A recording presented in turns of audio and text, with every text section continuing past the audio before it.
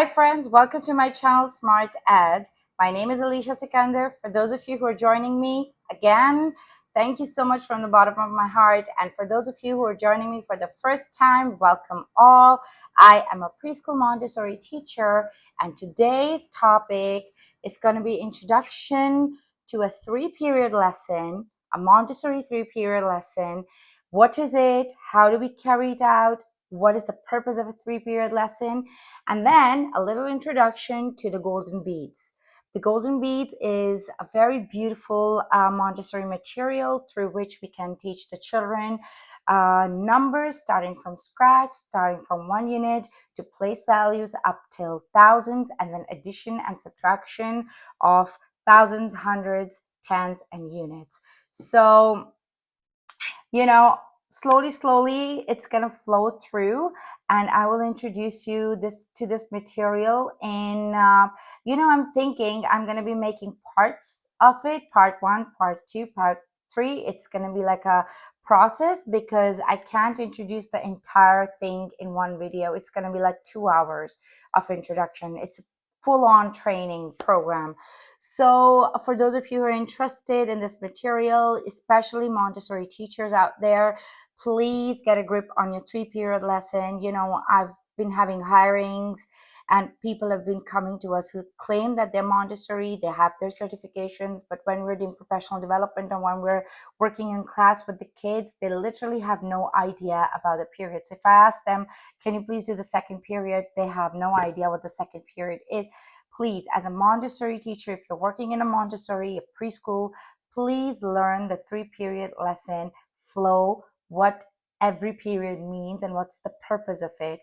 So since I'm making videos for adults, from a perspective of adults to teach the kids, so it's going to be more explanatory, more explanation to it, more details. You're not going to be telling the child that now I'm doing the 1st period, now I'm doing the 2nd period. We're not going to tell the child that.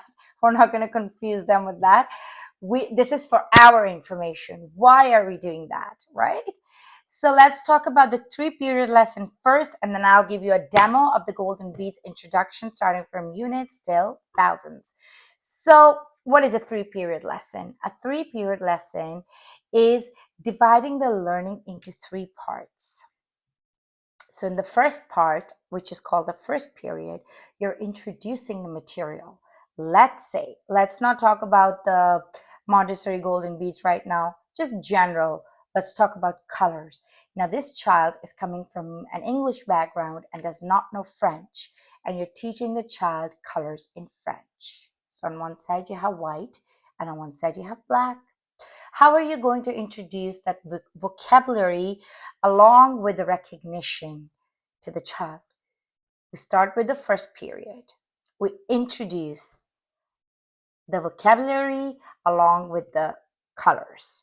So you point exactly toward the color black and tell the child, if the tablet is over here, the color tablet is over here, you're not going to point in the air. You're not going to point here. Because if you say this is black, the child will think this is black. But this is not black. This is black. Okay, so be very careful with your hand movements, because this is the first time the child comes to know that this is noir. This is noir. And then the white color, this is blanc. This is noir. You ask the child to repeat after you to build that muscle memory in the tongue, in the brain, and that visual connection with the brain. This is noir. This is blanc. Okay?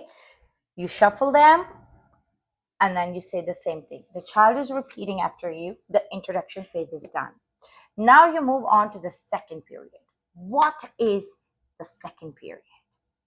The 2nd period is when you ask the child to show you where is noir and where is blanc. Show you the colors. Now, right now, you're not asking the child to use that vocabulary because at the moment, they're not used to of it. They don't know how to say it. They don't have enough memory of it to basically say it out of their mouth. So you don't want to confuse them. So what you say, can you show me noir? Can you show me blanc? Okay, now they're able to show you that. That's fine. If they're not able to show you, that's also fine. You leave it there, and then some other time you can repeat the first two periods. Sometimes you have to stop till the two periods until you move on to the third periods. Maybe it's going to take a child several presentations of the first two periods in order to get to the third period, right? What is the third period? The third period is when the child has mastered the first two periods. They have gotten the introduction, they know, they can show you, and they have built a memory of it.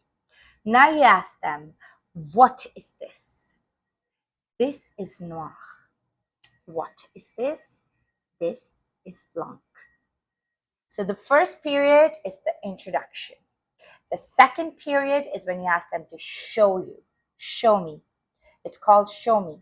And then the third period, it's what is this? When you're asking the child to tell you what they have learned. So please, my friends, don't reach to the third period before you are confident that the child is comfortable with the first two periods. So 3 period lesson is not you know a devil. For those of you who understand what I'm saying and know Montessori, know what I'm saying, teachers are scared of 3 period lesson. Is there anything to be scared about that? It's so easy to remember, right? I am here to tell this to you. Just think with your own brain. Introduction, show me what is. Simple. Put in simple words. And when you're giving the presentation, if your presentation is flowing in the 3 period lesson, it's going to be so easy for your child to learn new things. So my friends, let me introduce you to the golden beads. So my friends, this is what a golden bead setup looks like. We have to place the beads according to the flow of the beads, like starts from the 1 unit and 110, 100 unit, and then 1000 units, right? So when you're introducing it to the child, you need to isolate each value. Let's say, so hard to get the 1 unit out from here. You're not going to do this in front of the child. I'm doing this because I'm making a video with you guys and teaching you. So you remove the 1 unit and you put it here. With the 2 fingers, you say, this is 1 unit. So this 1 unit is isolated from the rest of the values. This is 1 unit. Okay? Then grab the other one. You isolate that. This is 110 units. So in Montessori, whenever you're introducing anything, your position should be like this, because eventually when the child will tell you this is 1 unit and this is 110 unit, this is a practice later on when they're going to grab their pencil, they're going to be having their pencil grasp already. The muscles of the 3 fingers will be all developed, right? So this is 1 unit, this is 110 unit. Later, you can also compare the both. This is 110 unit because this is 1 unit. This is 1, 2, 3, 4, 5, 6, 7, 8, 9, 10. This can also be called 110 units. Okay? Then you isolate the hundreds and you say this is 100 unit. And then you can give them a visual cue: 110, 210, 310, 410, 510, 610, 710, 810, 910, and 1010.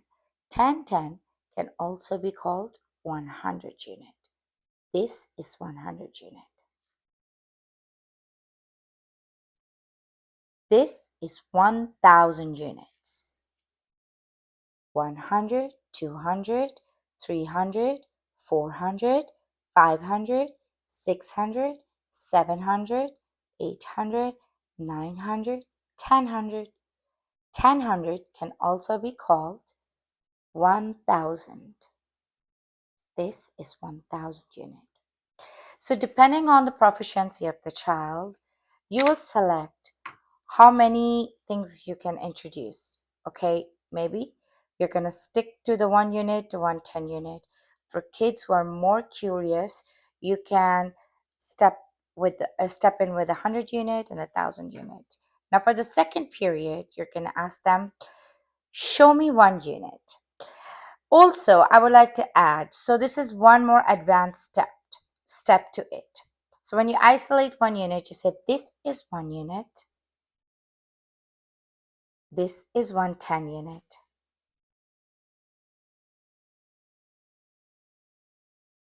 this is 1 unit, this is 110 unit.